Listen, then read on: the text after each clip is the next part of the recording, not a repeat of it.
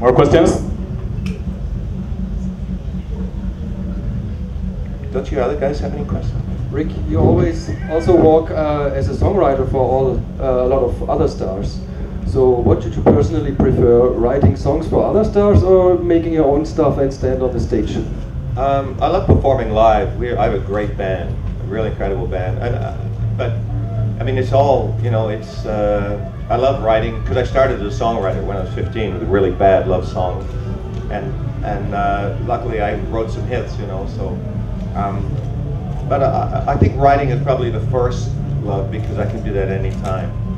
It doesn't require, you know, a band and an audience. But playing live is probably the most fun I have, the most constant fun. It's a party. Who wouldn't like it, really?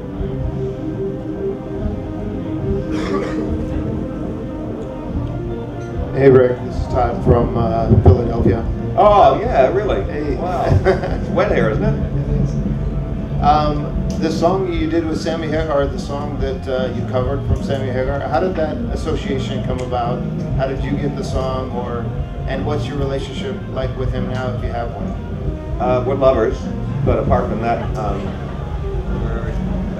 we don't really discuss that. But he actually, it was brought to me. He was just starting to get known in America, and Keith Olsen, the producer who produced Jesse's Girl, and he just finished doing Rumors with Fleetwood Mac and Foreigner's album, and you know, was a very successful producer at the time. And he brought the song to me. And Sammy was actually great. He helped me put my first live gigs together, and we see each other now and then, and you know, play gigs together, and now and then. But he's you know, it's one of those things. You just, you know, it's like you can't don't see him for 20 years, and then you see him, and it's like the same thing.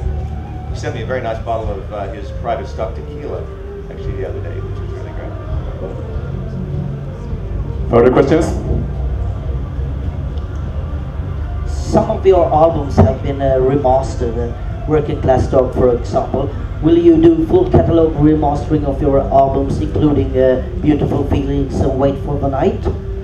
I'm not really interested in doing that kind of thing. It's old stuff. It's usually the record companies do that. They're just trying to create more sales, you know. I look to writing new stuff all the time, and I think everything is in some country is out on CD somewhere. And I mean,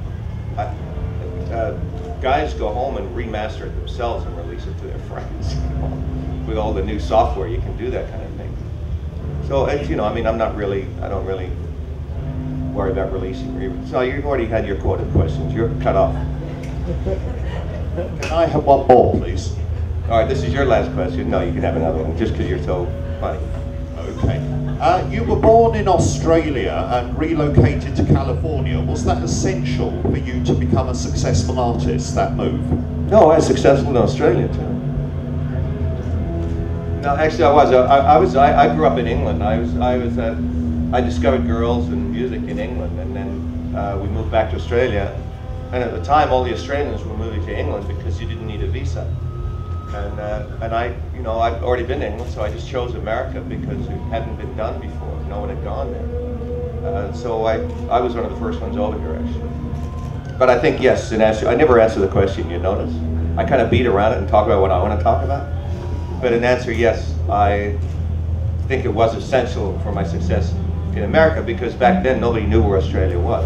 It was before, you know, all shrimp on the Barbie and all that crap. So it was, you know, they thought they asked me how long it took me to learn English. So that's how clueless people were about Australia back in the 70s. You speak very good English. Thank you very much. So do you. Yes. Bit of a weird accent, but I get it. It's my second language. Now, you did arrive in California at a strange time, though, at the start of the hair metal scene and the Motley Crues and that kind of thing. How did that affect what you were doing? It made me really, really positive. I didn't want to be in a hair band. Didn't want to wear spandex, ever. Next.